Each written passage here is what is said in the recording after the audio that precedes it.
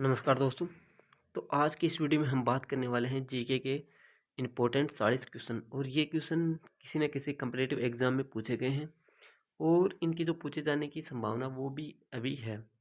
तो जो भी रेलवे के जो एग्ज़ाम होंगे तो उनमें जो ये क्वेश्चन है वो पूछे जा सकते हैं। तो चलिए शुरू करते हैं बिना किसी टाइम वेस्ट के। वीडियो आपको अच्छा लगता है तो लाइक करना, यदि आप चैनल पर पहली बार विजिट कर रहे हैं तो चैनल को सब्सक्राइब ज़रूर करना, क्योंकि यहाँ पर हम डेली के कुछ जो क्वेश्चन है वो सोर्स के थ्रू यहाँ पर अपलोड करते हैं। तो आप वहाँ पर जो जीके की क्विज है वो जाकर देख सकते हैं। तो चलिए शुरू करते हैं बिना किसी टाइम वेस्ट के।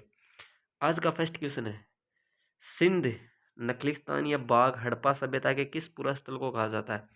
तो सिंध का नखलिस्तान या बाग है हड़प्पा सभ्यता के जो मोहनजोदड़ो उसको कहा जाता है, यानी कि राइट आंसर क्या होगा? Option A. अगला क्वेश्चन है, हड़प्पा सभ्यता के अंतर्गत हल से जोते हुए खेत के साक्ष्य कहाँ मिले? तो हड़प्पा सभ्यता के अंदर हल से जोते गए सेक्स जो खेत के साक्ष्य हैं वो मिले यहाँ पर आपके पास ऑप्शन ए, यानी कि कालीबंगा से।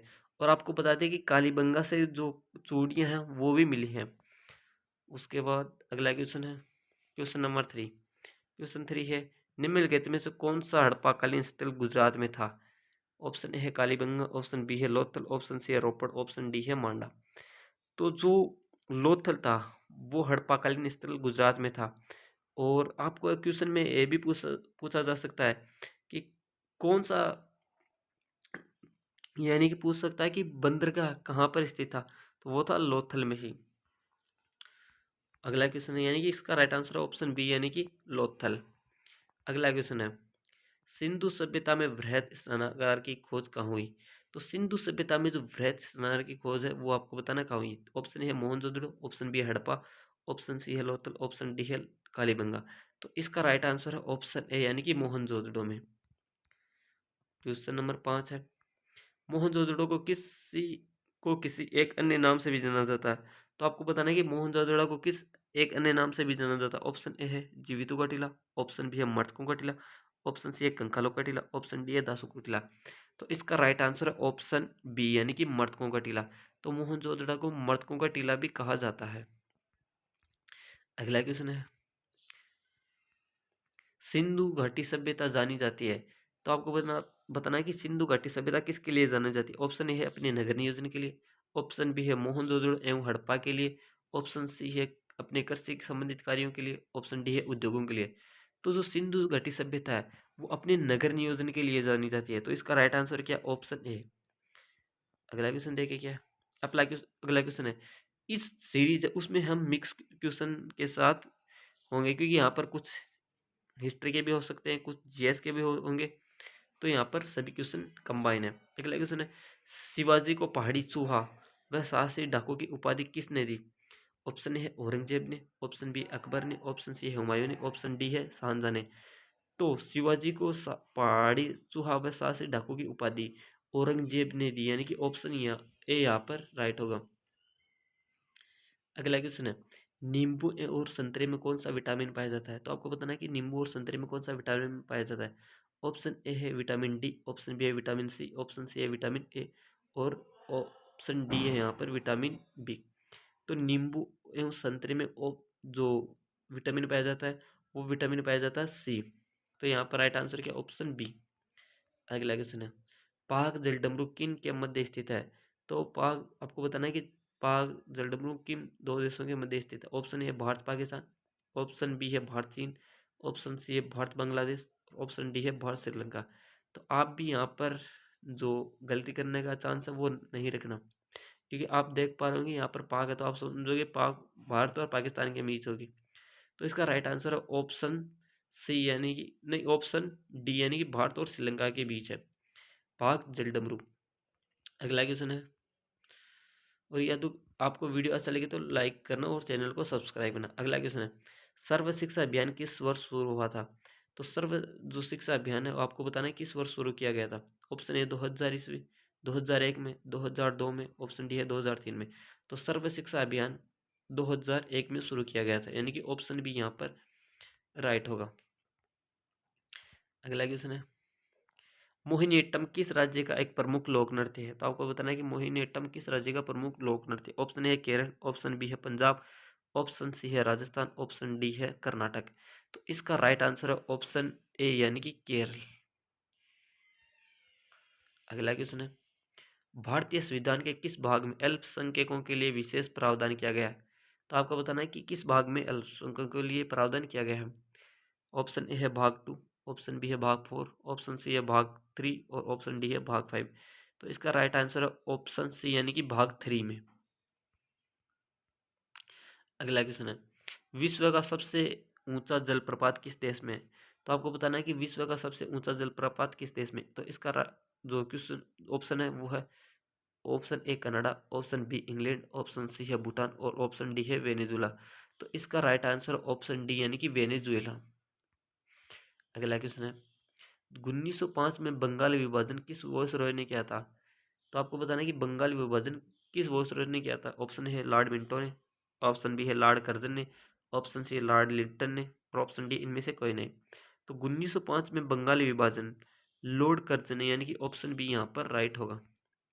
अगला क्वेश्चन है, विश्व का सबसे बड़ा महासागर है।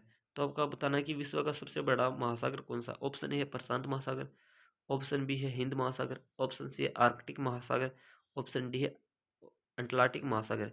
तो इसका राइट आंसर ऑप्शन ए, विश्व का सबसे बड़ा महासागर है प्रशांत महासागर। अगला क्वेश्चन है, कागज का आविष्कार किस देश में हुआ था?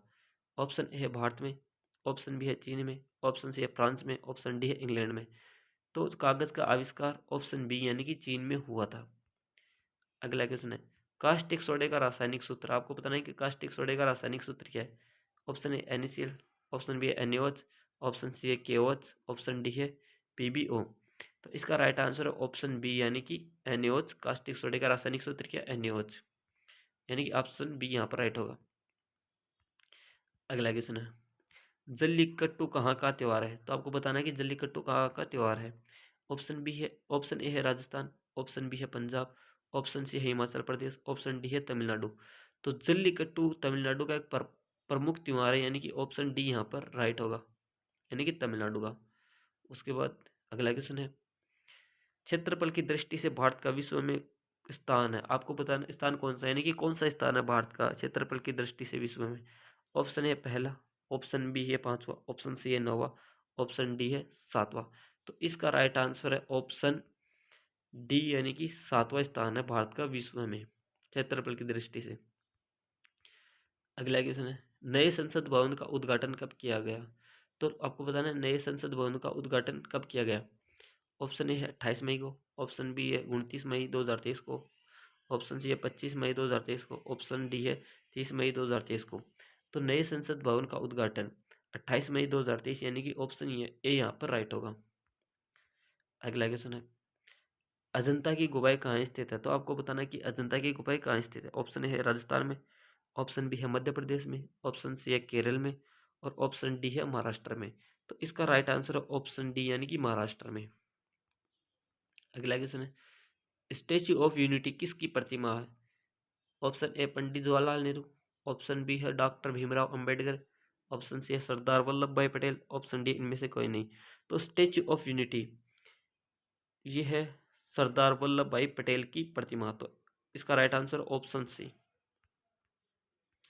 अगला क्वेश्चन है, चंद्रमा की सतह पर उतरने वाला दूसरा व्यक्ति कौन था? ऑप्शन ए है Neil Armstrong, option B Edwin Aldrin, option C Kalpana Chawla, option D है राकेश शर्मा। तो चंद्रमा की सतह पर उतरने वाला दूसरा व्यक्ति थे एडविन एल्ड्रिन, यानी कि ऑप्शन बी यहाँ पर राइट होगा। अगला क्वेश्चन है, और अगली स्लाइड में हम कुछ वन लाइनर क्वेश्चन है उनको देखेंगे। तो चलिए शुरू करते हैं।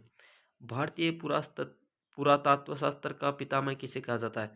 तो ये कहा जाता है सर अलेक्जेंडर कनिंघम को।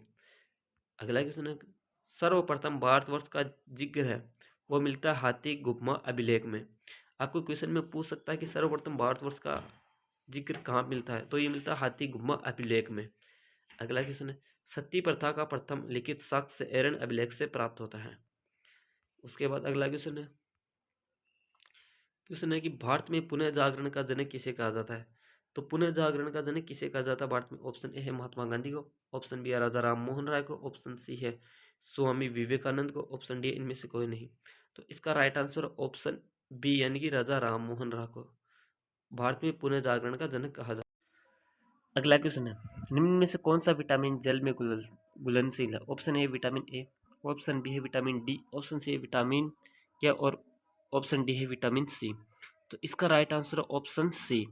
आपको बता दें कि जो विटामिन बी और सी है वो दो ऐसे विटामिन हैं जो जल में घुलनशील है। तो इसका राइट आंसर ऑप्शन डी यानी कि विटामिन सी। अगला क्वेश्चन है, कमरे के ताप पर कौन सा धातु द्रव अवस्था में पाया जाता है? ऑप्शन है पारा, ऑप्शन बी है ब्रोमीन, ऑप्शन सी है सोडियम, ऑप्शन डी है उपयुक्त सभी। तो इसका राइट आंसर ऑप्शन ए यानी कि पारा कमरे के ताप पर द्रव अवस्था में पाया जाता है। अगला क्वेश्चन है, मानव मस्तिष्क का वजन कितना होता है? ऑप्शन है 1200 ग्राम, ऑप्शन बी है 1000 ग्राम, ऑप्शन सी है 1350 ग्राम, ऑप्शन डी है 1400 ग्राम। तो इसका राइट आंसर ऑप्शन सी यानी कि 1350 ग्राम होता है मानव मस्तिष्क का वजन। अगला क्वेश्चन है, सिपाही विद्रोह जो 1857 में हुआ था निम्नलिखित में से किस शहर में हुआ था? तो आपको बताना है कि कहाँ पर हुआ था सिपाही विद्रोह। ऑप्शन ए ग्वालियर में, ऑप्शन है ग्वालियर में, ऑप्शन बी है मेरठ में, ऑप्शन सी है बैरकपुर में, ऑप्शन डी है झांसी में। तो इसका right answer option D B यानी कि मेरठ में हुआ था सिपाही विद्रोह।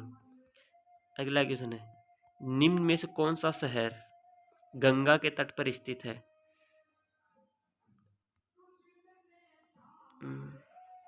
शायद ये क्वेश्चन रॉन्ग है तो आप इसको स्किप कर दीजिए। और अगला क्वेश्चन है, शेर शाह का मकबरा कहाँ स्थित है? ऑप्शन ए सासाराम में, ऑप्शन बी जयपुर में, ऑप्शन सी आगरा में, ऑप्शन डी है दिल्ली में। तो इसका राइट आंसर ऑप्शन ए यानी कि सासाराम में शेर शाह का मकबरा स्थित है। अगला क्वेश्चन है, दिल्ली सल्तनत का प्रथम शासक कौन था? तो दिल्ली सल्तनत का प्रथम शासक कौन था आपको बताना है। ए है ऑप्शन ए है रजिया सुल्तान, ऑप्शन बी है गयासुद्दीन तुगलक, ऑप्शन सी है कुतुबुद्दीन ऐबक, ऑप्शन डी है इल्तुतमिश। तो इसका राइट आंसर है ऑप्शन सी यानी कि कुतुबुद्दीन ऐबक दिल्ली सल्तनत का प्रथम शासक था, यानी कि ऑप्शन सी यहाँ पर राइट होगा। अगला क्वेश्चन है, हड़प्पा के मिट्टी के बर्तनों पर सामान्य किस रंग का उपयोग हुआ था? ऑप्शन ए है लाल, ऑप्शन बी है नीला, ऑप्शन सी है नीला हरा, ऑप्शन डी है काला। तो इसका राइट आंसर है ऑप्शन ए यानी कि लाल रंग का प्रयोग हुआ था हड़प्पा के मिट्टी के बर्तनों पर। अगला क्वेश्चन है, निम्नलिखित में से कौन मोहनजोदड़ो की विशाल इमारत मानी जाती है? ऑप्शन ए विशाल अन्नागार, ऑप्शन बी स्तंभ हॉल, ऑप्शन सी है सभा भवन, ऑप्शन डी है इनमें से कोई नहीं। तो इसका राइट आंसर है ऑप्शन ए यानी कि विशाल अन्नागार। और आज का लास्ट क्वेश्चन है, तराइन का प्रथम युद्ध कब हुआ था? तो तराइन का प्रथम युद्ध कब हुआ था ये आपको बताना है। ऑप्शन है 1556 में, ऑप्शन बी है 1576 में, ऑप्शन बी है 1954 में, ऑप्शन सी है 1191 में। तो इसका राइट आंसर है ऑप्शन डी यानी कि तराइन का प्रथम युद्ध 1191 ईस्वी में हुआ था। तो ये जो 40 क्वेश्चन की क्विज थी ये यहाँ पर कंप्लीट होती है। यदि आपको वीडियो अच्छा लगे तो लाइक करना, शेयर करना और चैनल को सब्सक्राइब करना न भूलना। तो thank you for watching this video.